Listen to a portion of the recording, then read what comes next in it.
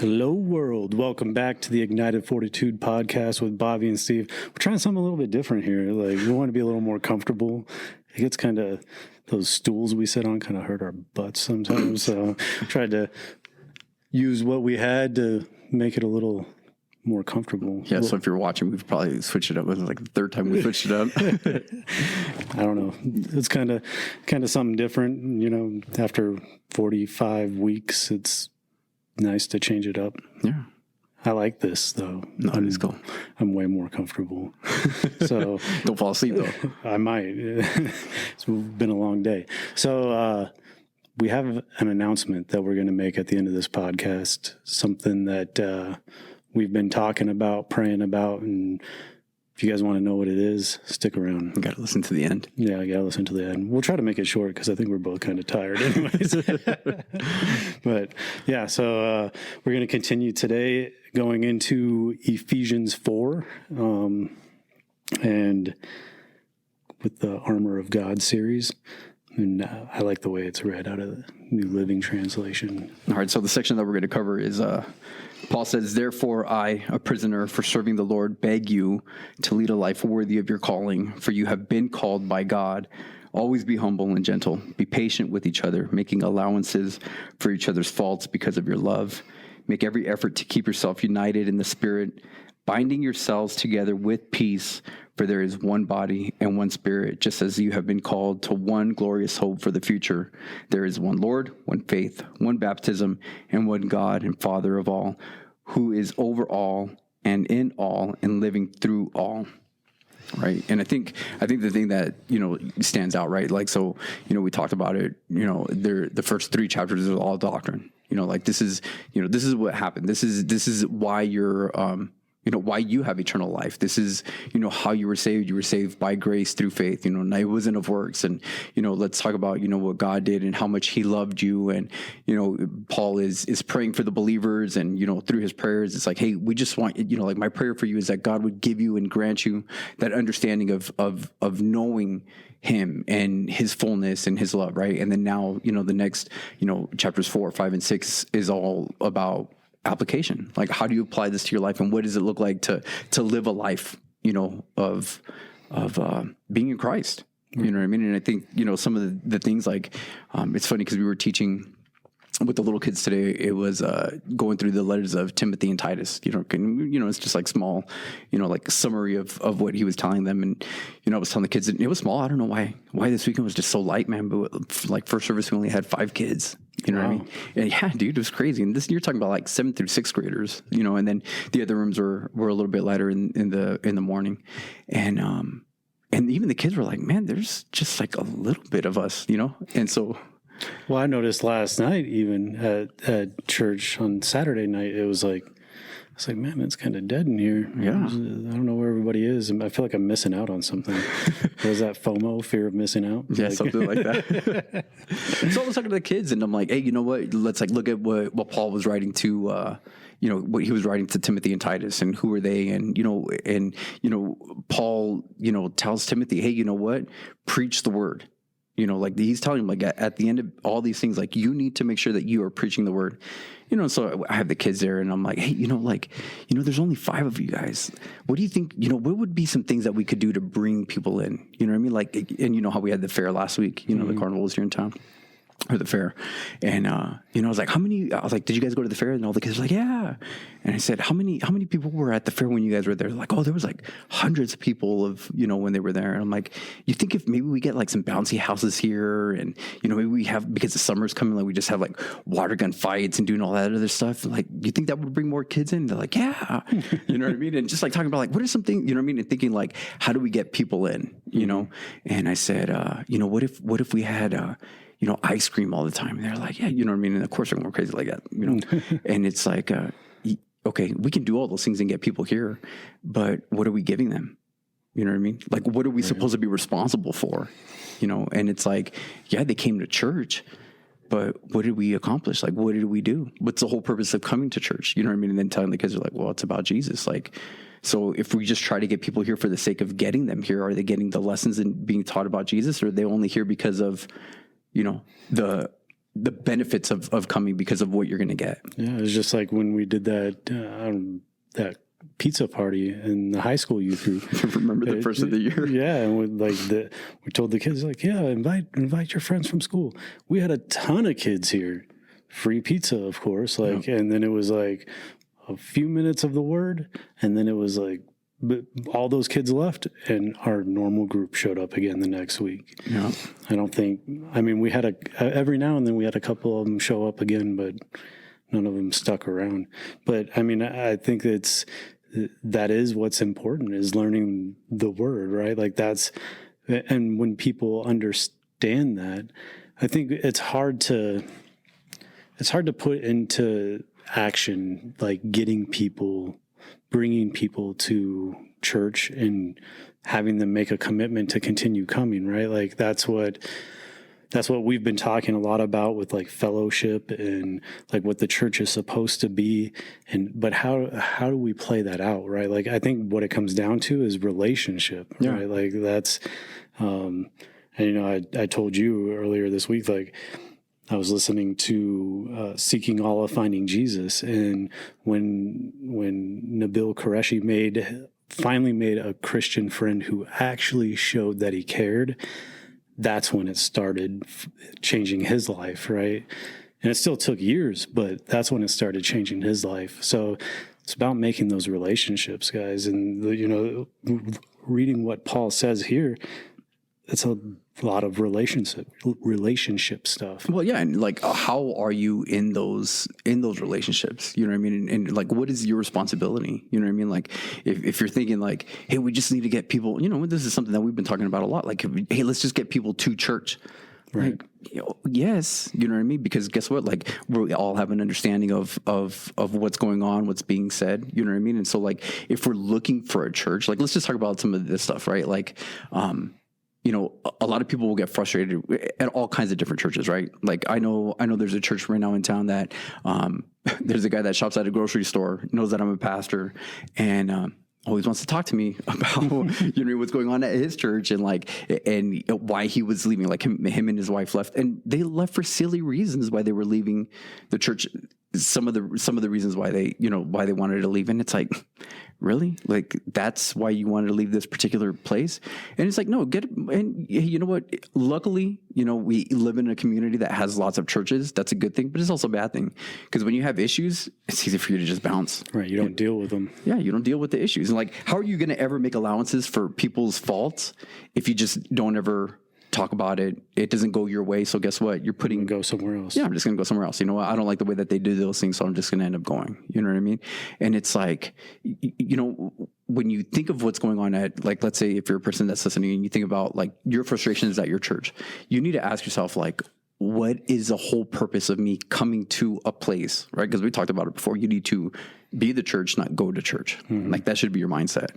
Like, if you're going to a place that is faithfully teaching the word, and you're upset because there's no programs, no, this or that, and, you're like looking for the fluff, like, you're wrong.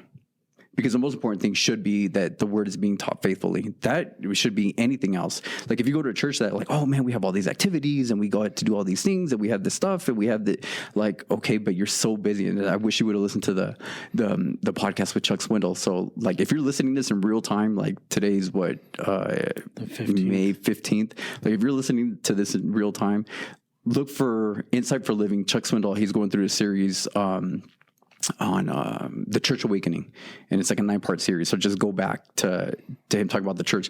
But he says that he's like, look, if you're looking for fluff and all this other stuff, like, that's the wrong reasons for going. You know what I mean?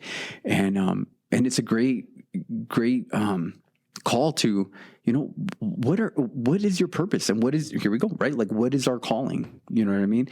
And we've talked about it before. We brought it up a bunch, where it's like, hey, you know what? In Acts, it was, they were gathering together in the apostles' doctrine, breaking bread, fellowship, and prayer, worship, prayer and worship. You know what I mean? And those are the things. So it's like, if you're going to a place that is faithfully teaching the word, like, that is the most important thing that's going on there. All those other things, like, you need to ask yourself, like, why am I upset about these things?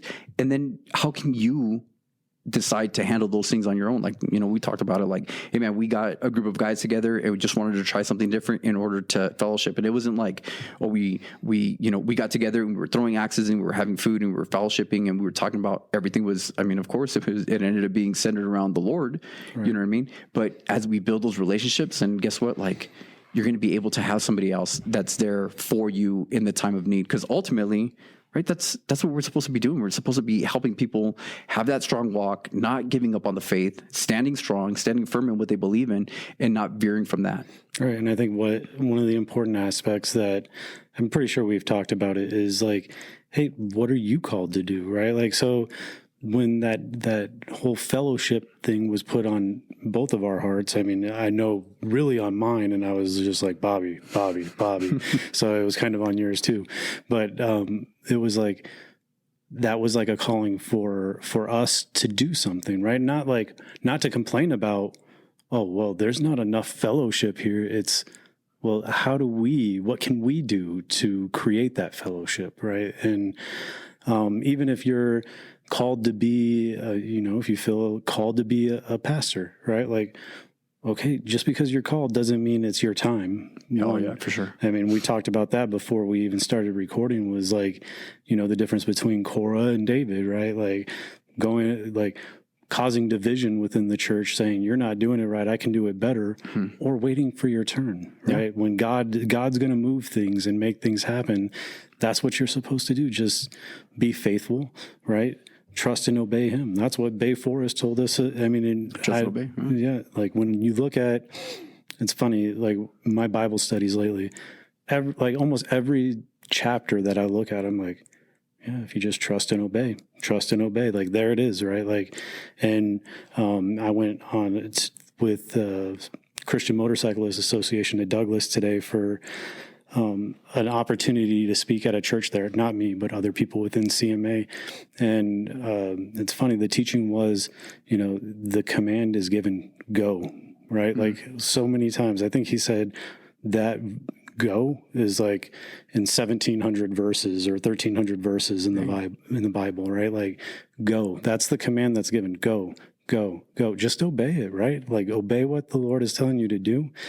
For you, right? Like, don't cause the divisions that are there. And I know it's hard sometimes, right? Like, I talk to you about a lot of things. There's a couple other people that I talk to about a couple of things, but it's not trying to cause division. It's trying to understand and trying to kind of look at it. Like, I feel I have a very small group of people that I talk to about things, and by talking, it makes it easier to understand what is going on, right? Like, I'm not trying to cause division with people. I'm not trying to say somebody's doing something wrong or I can do it better. It's just like, wait, but what about, like, and you're like talking to you, like, what about this, Bobby? Like, why aren't we doing this, or whatever the case may be. Just make sure that you don't have such a large group of trusted advisors, quote unquote, right? Like that you're gossiping at that point, right? Like, because you feel like the church could be doing something better this way or doing it this way, or just, I don't know. Well, and then I think that's why, like there's people that are put in position, the next time we go through it, we'll talk about, the different people that, the Lord has put in positions for things like that. Cause it's, like that's, if anything, that is, a role as being, a leader within the church of putting things and bringing it together. Cause if you look at Korah, right, like he had the opportunity when people were like, let's say they were griping about Moses, right? So here we go. And this like falls in with what we're talking about here, right? Cause like, you got to remember like where Paul is writing to the Ephesians, right? Let's just like look at this big picture thing. He's writing to the Ephesians. He's writing to a group of people that are not unified. You got Jews and Gentiles and all these other people that are on different walks, And let's just talk about like, they're also in different, social standings, right? Some of them are probably rich and poor and all this other stuff, right? And he talks about like, hey, you need to be united. So the most important thing, especially in this section, right, is like, hey, have that unity, and it comes from love. And so like, let's just think of, let's backtrack and think of Korah in what happened in Exodus, Numbers, so. Right? Where it was, they want to rebel. It's like, why, hey, Moses, like, why are you put in this position? And why are you the one that has to get all the glory? And why are you, you know what I mean? And Moses like, are you serious? Like, I didn't ask for this, dude. The Lord is the one that put me in this position. And he's like, hey, but you know what? Hey, fair is fair. You want to bring it up to the Lord? How about you present yourself to the Lord? I'll present Aaron and I will present ourselves to the Lord, and let's see what the Lord decides, right? And it says Korah had a group of people with him, right? And the ground swallowed them up. Yep. All their families, you know what I mean? And it's like, you know what, Korah, like, you obviously came, and that person was probably put in some kind of position. He probably had some position in leadership. And if anything else, he should have been like, hey, you know what, whatever the case is, but at the same token, whether we're happy with it or not, Moses is the one that's having to take the responsibility for whether something good happens or bad happens, and that's going to be on him. You know what I mean? And Korah could have told those other people, like, hey, you know what? Like, no, like, be humble in the situation. You know what I mean? But we don't want to do that, man. You know what I mean? Like, and that's why Paul, like, listen to what Paul says even here, right? He's like, first of all, he's like, I'm a prisoner serving the Lord and beg you, right? I beg, and what in your New King James, like, I plead with you. I, therefore, the prisoner of the Lord, beseech you to walk worthy of the calling. Beseech you, right? So that's beseech. The other ones is I plead with you. You know what I mean? Like begging, like, dude, out of anything else, like, just be focused on worthy of your calling. And it's so sad to see, like, you read that story of what happened. It's like, God rescues them out of Egypt. He does these amazing things. And it's like, dude, you got let out in the wilderness just to die out there because of your pride and ego. You know what I mean? Like, I mean, we've done a podcast on walking worthy, right? Yep. Like walking worthy of your calling, and like thinking about that, it's like first, like walking worthy, right? Like, what does that mean? Like what? I mean, we've talked about it, but like, how does your life represent what God has called you to do, right? Like, does your life represent what God has called you to do by gossiping, by challenging those who are already in the position, by causing the divisions with? Is that walking worthy, or is it like what David did, right? Mm-hmm. Like where it's like, hey, when God's ready for me to do it, I'll do it. When God makes it happen, that's when it'll happen. Well, and the thing about that too, man, is like, you look at David and you see when he was, he was already anointed, right, mm-hmm. to take that position, and Saul was still in that position, and David's like, look, I'm not going to touch the Lord's anointed, which was Saul. And although Saul was throwing spears at him and trying to, you know what I mean? And then you look at David's life, and that, like, that shaped his character, right? That whole task was shaping his character for when he got into the position as leadership. And then while he was in that position, towards the end of his final time, his son ends up trying to take the throne from him. And even during that time, he's like, hey, you know what? If God's doing something, I'm gonna make way for him to do it. You know what I mean? And he didn't try to take out his son. He didn't try to do all these other things. And it's like, and it's crazy to think about that, because like, even when he was in that position and his son was trying to take the throne from him, he wasn't acting like Saul trying to throw spears at his son. You know what I mean? He's like, hey, you know what? Like, I understand that this is going on. And he at least had the humility to instead of react, to respond to the situation. Right. And he's kind of like, hey, you know what? I don't know what's going on, but I need to lean on the Lord, because the Lord has to be the one that's going to guide me through this situation. But all too often we just think like, well, I see, you know what I mean? Like, I see this gap right here, and I'm just going to take it. And, we've been going through the, in service, going through the book of Jude, and you see Jude even bring up, and like a scare text, but he talks about where, even Michael the archangel didn't battle with Satan to take Moses' body. You know what I mean? Which is Lord rebuke you. Yeah, but what did he say? He's like, hey, the Lord rebuke you. Like, Michael could have done whatever he wanted in that moment, hey, I know that I'm going to cast you out or whatever, and he didn't. You know what I mean? Even that sense. So it's like, even for us knowing those things, it's like, hey, you know what?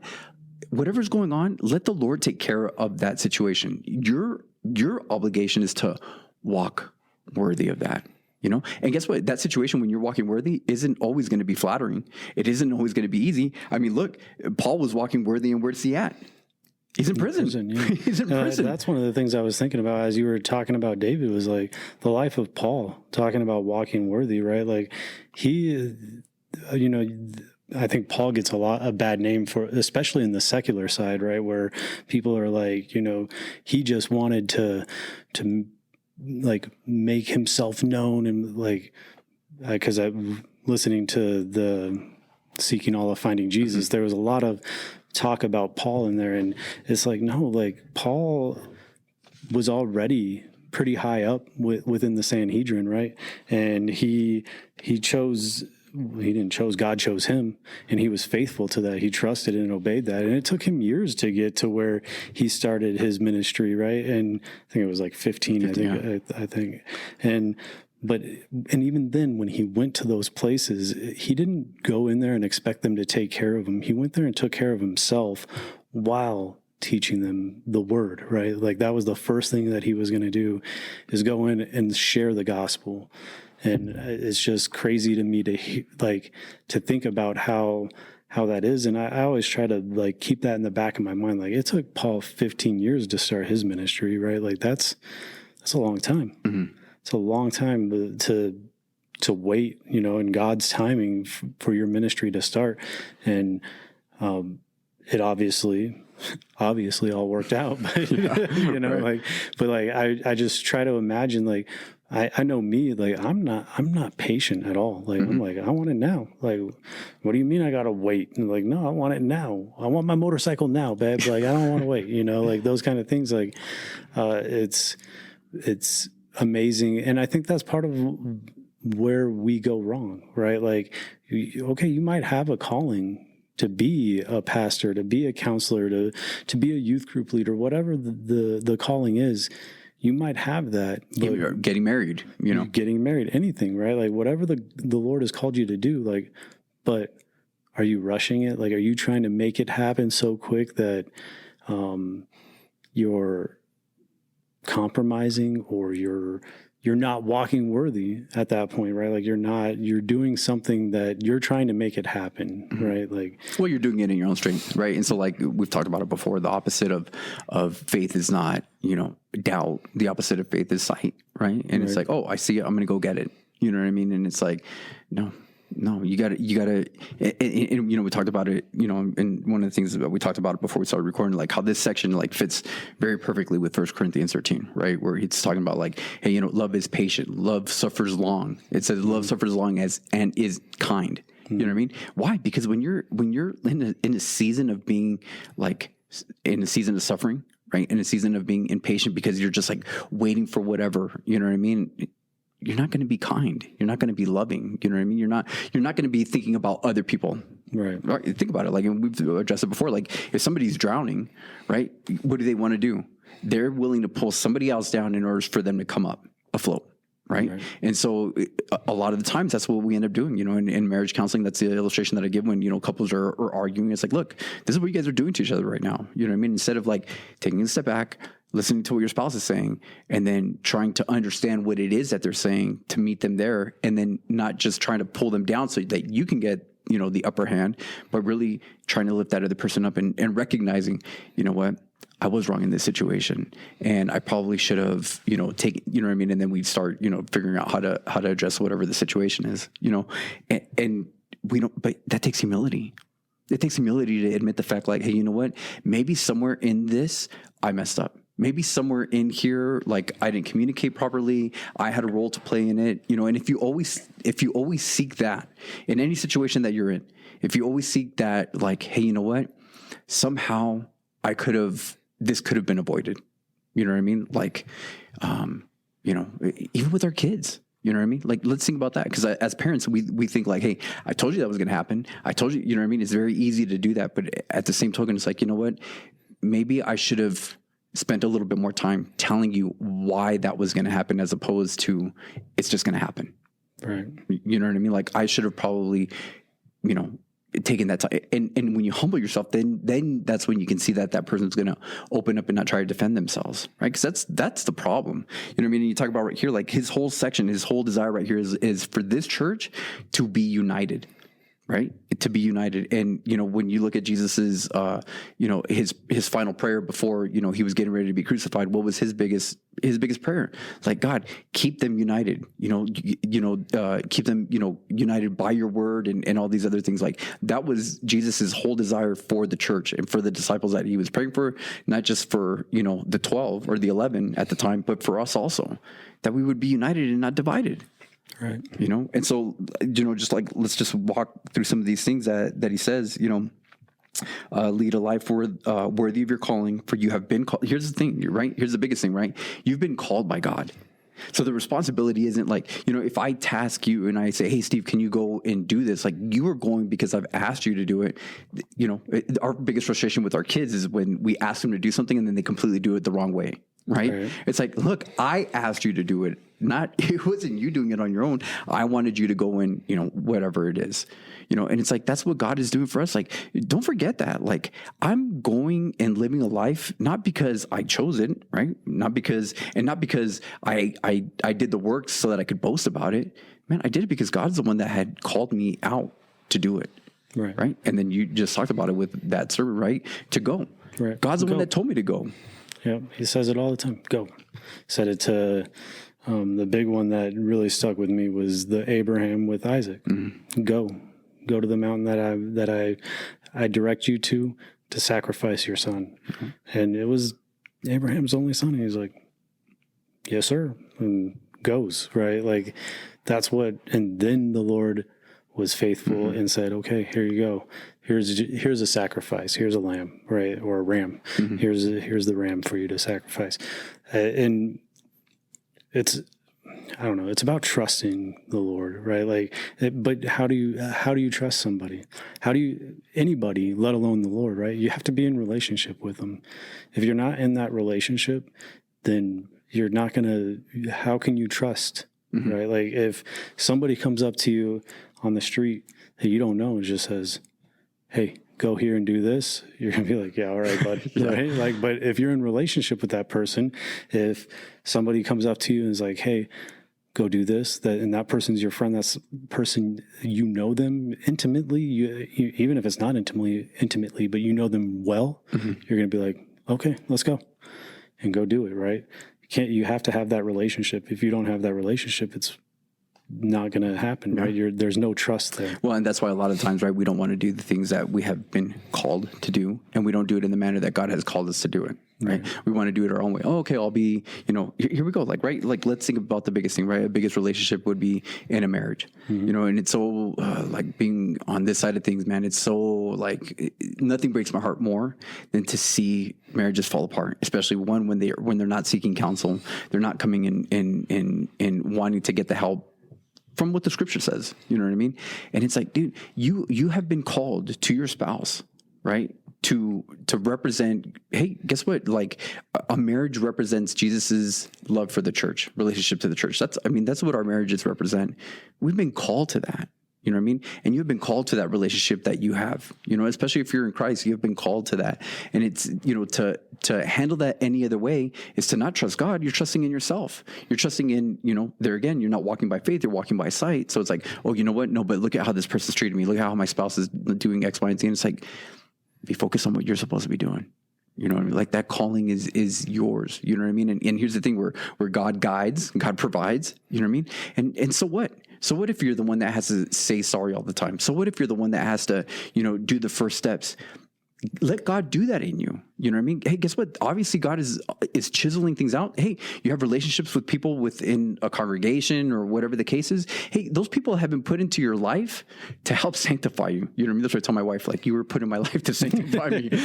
You know what I mean? Like, to chisel those selfish parts out of me. You know what I mean? And so it's like, hey, then I need to just trust God because God is doing, like, even in this, like, hey, whatever happened to Job, all that stuff that happened to Job, when it ended up, at the very end, God's like, look, I got you, because he allowed it. He's the one that called him to. And like you just said with Abraham, that's a great illustration, dude. Like, God, Abraham knew, like, hey, you know what? God is going to have a sacrifice for him, or he can even bring up Isaac back from the dead, whatever the case is. But, right. God is going to provide himself, because that's what Isaac said, right? Like, hey, I see the wood, you got the knife. Where's the sacrifice? Like, hey, don't worry, God's going to provide the sacrifice. It might be you, buddy, but you know what I mean? There's going to be a sacrifice. And God's going to provide it. So, like, ultimately, the thing is like, who are you going to trust in? And too often it's like, I'm not gonna, like, all right, God, you haven't shown up yet, so now I'm gonna take it. I'm gonna take control. Yeah, I'm gonna take control, and that's ultimately what it comes down to. So, You know, the life that's where you have been called by God. Verse 2, always be, listen, always, not sometimes, always be humble and gentle. Be patient with each other, making allowances for each other's faults because of your love. Gosh, we can spend so much time on that right there, dude. Well, we could end it with that. I'm just saying, that's what it comes down to. You know, love, guys. Like, you can't be any of it without love. No, and what's crazy is you look at this church at Ephesus, right? You look at the letter to the Ephesians. You look at First John. You know, he was, you know, they speculate that he would have been, because he was a pastor, you know, at Ephesus, you know, the Apostle John, you know, probably writing to the Ephesians there, right? And that whole book is on love, right? That whole book is one of the things that stands out to me the most in that book is, you know, how can you say that you love God but hate your brother, right? Like, how can you love God who you can't see and then hate the one that you do see? There's no way. Like, the way that you represent and demonstrate your love for God is actually by loving one another, not by how much time you're in your Bible, how much time you're going to church, how much money you're giving to the church, how much, you know what I mean? Like, that's not what your love is demonstrated by. Your love for God, if you truly love God, is demonstrated by the way that you treat one another. Mm-hmm. And then you go and you read the book of Revelation, and what does Jesus say about the church at Ephesus? Hey, you know what? You were great at doing all these tasks. You were great at, you know, making sure that you weeded out all these false teachers. You were really good about doing all these works. But the one thing that I have against you is you lost your first love. You know, and here's the thing, like, why do we do that? Like, oh, you know what? I caught this person, like, they were sinning and they were doing this other stuff. Like, let's just call that out. You know, we're going to weed out all these things. And it's like, yeah, dude, okay, great. You know, you did that, but you destroyed people in the process of doing that. You know what I mean? It's like, you know, there's been times like I've had to talk to people, and of course, like, I know like something's going on crazy in their life, and it's like, dude, what in the world are you thinking? You know what I mean? But at the same time, it's like, dude, I got to stop and I got to ask them, like, you know, if they're thinking because of what they're allowing in their life or whatever they're tolerating, you know what I mean? It's like, dude, what else is going on? Like, there's a deeper issue than that, you know what I mean? And although, yes, as a leader and having the responsibility of having to call things out in people and saying, hey, like, this is not right. Like, we cannot allow this to go on. You know what I mean? But more than anything else, it's like, dude, how are you doing? Like, is this bothering you? Are you crushed by this? Like, what is going on here? Like, what can I be doing? Where have I dropped the ball that you feel like you have to take on all these responsibilities or do these things, and you're trying to, you know, feel like you're doing, you know, X, Y, and Z to the best of your ability because you're just trying to keep whatever together. It's like, dude, what have I done that you felt like you couldn't come to somebody and talk to them about what was going on and trying to get that counsel? You know what I mean? Dude, it's like, you know, like, let's try to reconcile those things. Let's try to talk about those things. So you have to be loving. Like, how are we going to keep the bond of peace? Like, you know, he goes on to say, make every effort to keep yourselves united in the spirit, binding yourselves together with peace. Make every effort, right? And be humble, be gentle, and love.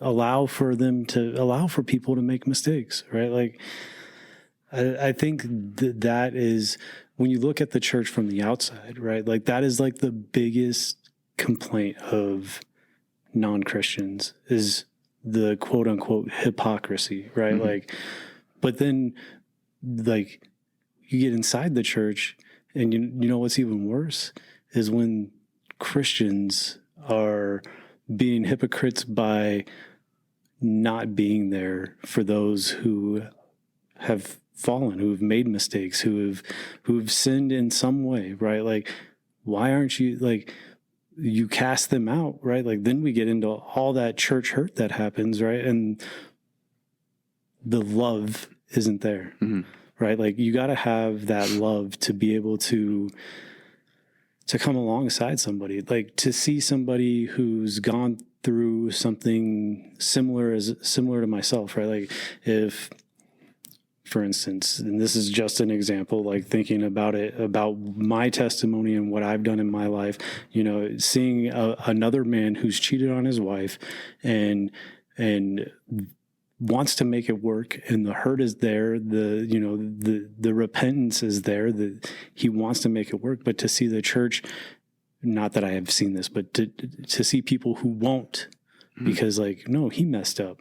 Like, yeah, he did, but he needs us to lift him back up. Right. Like, and it does come from a place of love where it's like, man, I know what you're going through.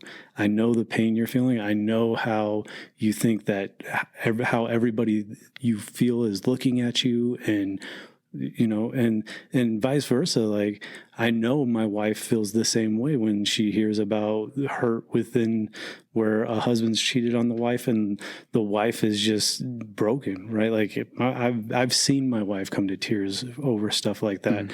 And we genuinely don't know the people, right? Like, so it's like, hey, like, how are you loving each other? Like, are you going to take a secular mind and be like, oh, they're hypocrites, but then you're also going to be a hypocrite and not have the love that's supposed to be there? Well, and you know, that's like a big thing, dude, right? Because like you hear it. You hear the hospital is not a country club. It's a hospital for sinners, right? So guess what? Like, then that means that people are going to make mistakes. That means that if it's a hospital for sinners, it's for people that are sick. Right. You know what I mean? You don't go walk into a hospital like, why is everybody sick in here? Why is there somebody that's, you know what I mean? Different stages of healing, right? Like, there might be somebody who just got saved that day. So like, they're as sick as they can be. And then there's other people who've been here for years who are still just as sick as that person, but they're at a different stage in their healing process, right? Like, that's when you look at it from that standpoint, like just like when you walk into a hospital, there's all kinds of different stages of sickness in there. And that's something, yeah. And so we shouldn't be surprised, you know what I mean, that those things are going on, but we should be tending to their needs, helping in caring for them, right? And then just be like, well, you know what, you're still sick, so we're going to just, how dare you ask for another... You're too sick, we can't give you any more medicine. Yeah, you know what I mean? It's like, you should have been better by now. It's like, no, like, something's going on, like, you got to treat, you know what I mean? Like, hey, you know what, maybe we treated the wrong symptom. You know what I mean? I was just thinking, like, I'm sorry, I like giggled a little bit because, like, could you imagine doing that to one of your kids? Like, hey, I know you've been sick for like 3 days now, but it's time to get over it, bro. like, no, you can't have any more medicine, no more soup. You got to start eating real stuff. You got like, what's funny is like, I'm thinking like, have I done that to my kids? Like, I probably have, right? But, like, no, like that's what, I don't know, man. Like when you think about stuff like that, it's like when you change just the thought process of like, okay, sin, sick, right? Like, and you make that change in thought process. You're like, man, I've been doing it wrong. Well, let's just think about this one, right? Like COVID, before people got COVID, they're like, dude, whatever, it's just a thing. You're like, it's not as bad as it is. And then you get stuck with COVID. And how are you doing COVID, bro? let's talk about you, bro. How are you doing COVID? I was one of those guys, like, it's just like the flu. I thought I was going to die, bro. Like, but then like, and what's funny is like, I don't know if you realize it, like right now, like there's a whole bunch of COVID coming back around right now. And, you know, both my boys were quarantined this week because they were exposed to COVID. And it's like, you guys, it's been like 5 months. Did you seriously stop washing your hands in 5 months? You guys are nasty. Like, no wonder we're all so sick. Wash your hands, you know, but that's what, like when you think like, but it is like thinking about COVID, like you can totally relate it, right? Because when you're in it, when you're busted, like when you've been sinning, you've been called out, like everybody knows it, right? Like it's the end of the world, just like with COVID. Like when you got it, it's the end of the world. When it's really bad, it's the end of the world. Then it all starts to go away, and everybody's like, oh, let's stop washing our hands now, right? Like, oh, well, no more sin. You take it for granted, right? Yeah. Take it for granted. Yeah. It's just like, oh, like you guys want to go back into a lockdown? I don't. Like, I want to be able to do the things I'm doing and go in the places I'm going. But like, when you look at it with sin, it's like, how quick are we to, oh, this happened. Everybody talks about it for a week, maybe 2. And then it's like, it's gone. Right. But it's not. Those people are still hurting. It's still there. The sin is still there. It's all still there. The sin doesn't go away. Right. So, well, in taking the position of humility, right, is going to come from, I know what that feels like. You know what I mean? Hey, maybe you didn't do that exact thing. You know what I mean? But like, dude, you can sympathize with somebody. You should be sympathizing with somebody and not feeling like, oh, well, you know what? That's, I have no idea. Bro, you know before I got COVID, I was just like, man, whatever. Like, okay, another person's got COVID. Then after I got COVID, everybody I knew that got COVID, I was like, do you need anything? Yeah. Like, trust me, I know where you're at, bro. I know where you feel. Yeah. Like, oh, you still have your sense of taste and smell? Like, cool. Like, just beware, it might go away. Like I was taking things to people, like it was, but the same thing doesn't happen with people in sin, right? Mm-hmm. Like, and it's awkward too. Like, think about it. Like, if I don't really know somebody, like, it's not a big deal if I don't really have like a real personal relationship with somebody, and I find out they have COVID, I'll be like, yeah, hey bro, do you need anything? No, you're good? Okay, cool. Because they're probably not going to tell me anyways. But that same guy, right? Maybe he just got busted cheating on his wife. Am I going to call him? Am I going to reach out to him and be like, hey bro, do you need anything? I've been there. Mm-hmm. I know it. Mm-hmm. Like, am I going to do that? It's hard. Yeah, it's hard, especially if that relationship isn't there. Well, there we go.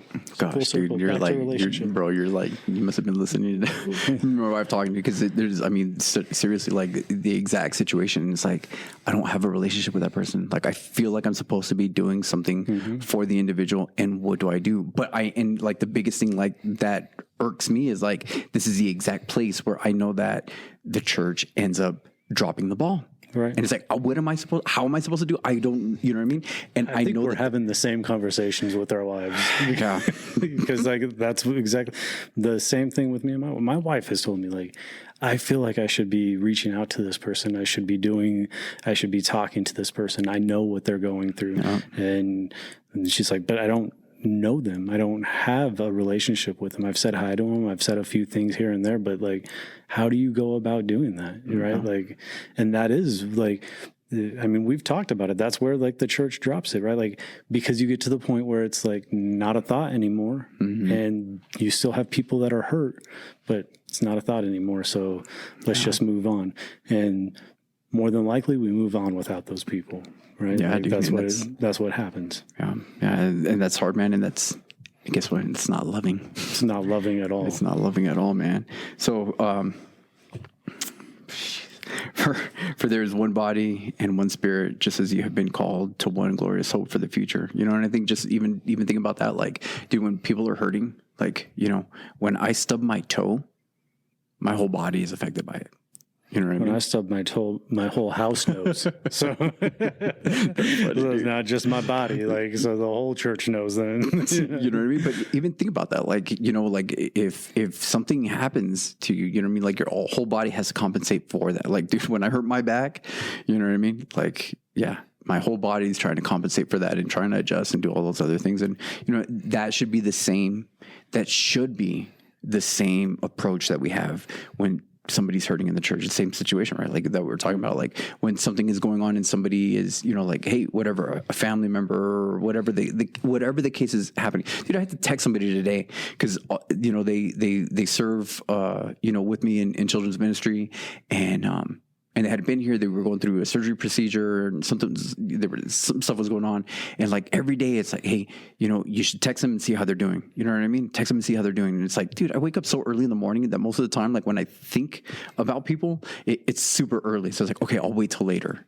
And then later comes and I forget. And then it's like late at night. And then it's like, oh man, I should have texted them. I'll text them tomorrow. Like, and it's an excuse. 100% it's an excuse. Mm-hmm. You know what I mean? But I come to find out, I just heard about it today, right? I heard about it today from somebody else. I was like, hey, did you hear about so-and-so? And because they serve obviously in the ministry for me. And I'm like, no. I said, they haven't reached out. They're like, yeah.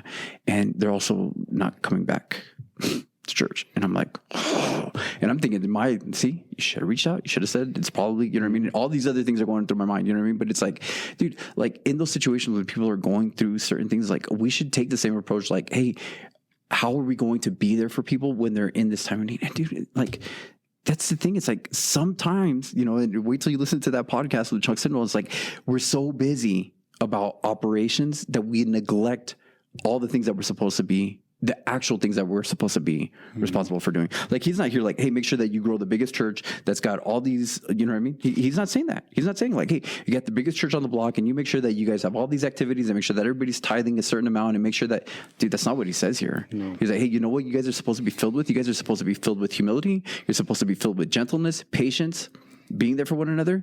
And it needs to be fueled by love. That love, and you know, he talked about it in chapter 3. Like, hey, that love that you guys have, that you need to understand, is the love not from yourselves, but the love that God gave, because He gave Himself for you, and that's the love that is supposed to be filling you, that is supposed to be driving you, because that is when the Holy Spirit is going to give you that, right? Jesus says, hey, the world will know that you are my disciples by the way in which you love. Amen. And we're not doing it. We're not. And you know what? Well, I think too, like it doesn't go just for the church, right? Like if we are given a command to go out and make disciples, and we're out there talking to people, and we make that communication happen, and then you walk away, and you don't ever talk to them again. Why? What reason do they have, right? Like, or even like your friendships that you have out there that they're not Christians, and you talk to them, but then you don't ever come back around and be like, "Hey, I was praying for you. Mm-hmm. Hey, I was thinking about you." I mean, when you look at Paul's letters, so many of them. I mean, Philippians is. I think all of them talk about love in general, but also talk about praying for each other, talking to each other, like. If you're being there for each other. Like if you're not doing that, guys, like how can we expect to make any kind of difference in the church, in the world, anywhere? Mm-hmm. Like if you're not doing any kind of relationship building out of love, what are you doing? Yeah, you know what I mean? You even look in your own house, dude. You know what I mean? And it's like, am I taking those principles and applying that? And living that out and allowing my family to see that, you know what I mean? And I know for me, like the pressure is always there, dude. You know what I mean? Because it's like my family is my priority. My family has to be my first ministry. You know what I mean? And dude, and like sometimes I can get so busy. And I mean, forget, and I'm not even just putting it in the context of ministry. Like when I was working, because I'm almost always work 2 jobs. You know what I mean? I was so focused on making sure that I was providing for my family. But guess what, man? I was providing, like my wife, yes, she needs me to provide for her. But she needs me to provide my love for her more than providing money for her. You know, my wife has always told me, like, we can live in a box. Like, forget it. Sell the house. We'll live in an apartment, 2-bedroom apartment if we need to. You know what I mean? Like, she's like, I could care less. She's like, I want you. You know what I mean? And sometimes I get so focused on just trying to make sure that my family is comfortable, right? Like, hey, yeah, but we need to have these things and have this and have that. And it's like, dude, my kids are like, in another year, they're going to be in high school. And it's like, and then I got 4 years left with them. I know, bro. I got a year and one's gone. Like he graduates in a year. And it's like, dude, that time I'm never going to get back. You know what I mean? And and what is fueling? Like at the end of the day, do they know that I love them, that I care for them? Do they receive that? Do they know? Like, I know, oh yeah, my dad loves me because of, he goes to work for me or he does this and he does this. And like, no. Like, did I spend that time with my kids the way I was supposed to? You know what I mean? And show them and give that to them. And was I, you know what? Like, was I gentle and patient with them? Was I, making every effort? Was I making every effort? Are you talking to me right now, Bobby? Because of the conversation we had before this, like, just saying, like, I've been complaining to Bobby about my son. He's almost 17. And I'm like, now he's like, are you being patient? Are you being gentle? Are you being kind, loving, Steve? But like, it's true. I mean, like, what are you doing at home? Like, and like looking at it, have I messed up as a dad? Yes, I have. And I've told my family that. I've told my kids that, and I've apologized to them. And which is something that's really humbling to do. Like, it takes humility to do that to your kids. Like, no, I'm in charge, right? Yeah. Like, but at the same time, like, they get to an age where it's like, hey, you got to start making decisions on your own, and I got to start letting you feel the consequences of those decisions too, because I can't save you every time. So, but anyway, sorry. No, it's true, man. I don't know. I think, It's true. You were calling me out? No, well, you know what? Maybe a little bit, but hey, man, it goes for all of us. I think everybody can relate. There's one Lord, one faith, one baptism, and God, the Father of all, who is over all and in all, living through all. We have the same Spirit. Bottom line, right? We have the Holy Spirit. He is living inside of us. You know what I mean? And he's not, you look at Jesus, Jesus, the Father, the Holy Spirit, all three of them are together. They're all in unity. And then the Spirit testifies of Jesus and pulls us back when the Spirit's like tugging at us. What is he doing? He's pulling us back and pointing us to Jesus. What was Jesus doing the whole time? He was pointing us to the Father, right? He tells the disciples, like, you believe in God, believe in me also. You know what I mean? If you've seen me, you've seen the Father. You know what I mean? And it's like, that's the unity that we're supposed to all have too. You know what I mean? And it's not different. You know what I mean? And it's like, we're supposed to be bringing that in together. And so when I'm dogging, when I'm, hurting somebody else, like, I got to realize that, man, like, what am I doing to the Lord in that sense? You know what I mean? Like, one of the things that I heard somebody say one time, it's like, you want to start talking about, bad about people in the church. Well, you got to remember that's Christ's bride, because, the church is the bride of Christ. And how would you feel if somebody was, talking bad about your wife? Yeah. Like, you're going to go and talk bad about Jesus's wife. Like, you got another thing coming to you. You know what I mean? And it's like, what do we need to do in order to bring those things together? What do we need to do? And it starts with, hey, you know what? And more than anything else, how has God demonstrated his love for you? Think about that. Go back to that. The thing that I always go back to, and just thinking about those things that it just, obviously boggles my mind, is him washing Judas's feet. He knew he was going to betray him. He didn't treat him any differently. You know what I mean? Mm-hmm. He didn't. And it's like, I know I don't do that to people. I know I don't. Yeah. No, I don't either. You know what I mean? And it's like, I got so much to work on that I don't need to be worried about what other people are doing or not doing. Like, I need to be focused on that. Amen. Focus on washing Judas's feet. Yeah. What do you need to be doing? Because I know I fall short there too. So, all right. With that being said, here comes the announcement. Good place to stop, for one, right? Yeah. Yeah, we're going to stop there. I mean, that was verse 6, right? Yeah. So here comes the announcement, guys. You want to do it? Yeah, I'll do it. I'll take it. All right, guys. So we are in a super busy season. I got a lot of things going on right now with church activities, home activities, and everything else. And Steve and I are like, it's Sunday we got here at 4:00. Yeah, and it's 1800. You know what I mean? And so just trying to get time together to be able to record. So we are for a little bit, right, temporarily, and this hurts to say because I don't, like, this is obviously the last thing I want to do, but for a little bit, we are going to be putting out one episode a month. One episode a month. If we're able to make out some bonus episodes, absolutely. If we find the time, this is the biggest thing that a desire that we have, but there's other responsibilities too. And at the same token too, our families have to come first in our, so I don't even need to try to make any kind of excuses. Like, it's not something that I want to announce. Yeah, we don't want to do this, but it's also about quality, right? Yeah. Like, when we come together, with everything that's going on for both of us right now, when we come together, and it's like, I told Bobby, I was like, bro, I didn't even get to study this. Like, there's so much going on when we show up here. Like, we want to be able to provide the best content possible. Yeah. And we want to lead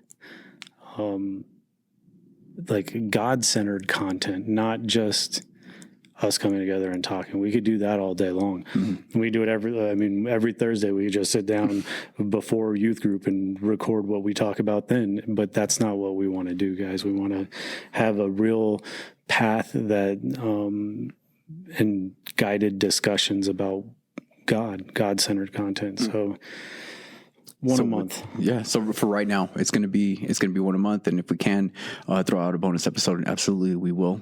I have no doubt that there will be bonus episodes, For sure. But in case we don't get to them right away, it's going to be one a month. So there might not be one next week, guys. There might not be one the week after, but within the next 4 weeks, there'll be one. Yeah. So we will definitely commit to doing that and picking it up where we're going. And just appreciate the patience, guys, with this, and definitely not something. And you know what? I would love to hear from people about us taking a break. If you think we shouldn't take a break, tell us. I mean, we're going to. I think that regardless, we have to draw back because, like Bobby said, our first ministry, our families are definitely taking a hit, and not necessarily that we're neglecting them, but like it's difficult. Yeah, for sure. You know what I mean? To find time right now, and it's just easier to do it right now. So thank you guys for supporting and listening, and always, it's not just because we don't put it out there, we'll still be active. And if you guys reach out for whatever, need prayer for anything, absolutely all that stuff is going to still be available. Maybe we can do like more little shorts about like what's going on. Sure. Stuff. I don't know. Just thoughts. We'll figure it out. So that people know that we're still alive and we haven't forgot about them. Yeah. If we take 4 weeks between episodes, I don't know. Like, see, that just goes to show you guys, like, we don't want to stop. Like, sure. We don't want to stop doing this. This has been a blessing, and we want to continue to do this. It's just going to be a lot less frequent for a little bit. Yep. So, all right. With that, you want to pray us out? Of course. Might be the last time for 4 weeks. Dear Heavenly Father, thank you for this wonderful day, this discussion that we had about love, God, about being loving people to one another, about building relationships and being unified in you, God, and your love for us. And as we go into this week and this busy time that we're going into, God, please guide us and direct us and give us the time to come together and continue making this content that is all focused on you, Lord, and allow us to be sensitive to the idea of what's going on in other people's lives, and help us to be there for them when they need us, Lord, and just keep us, all of us, God, those listening and Bobby and I, on the right path, and give us the strength, God, and the knowledge of you to obey you when you tell us to go. We ask all of this in Jesus' mighty name. Amen.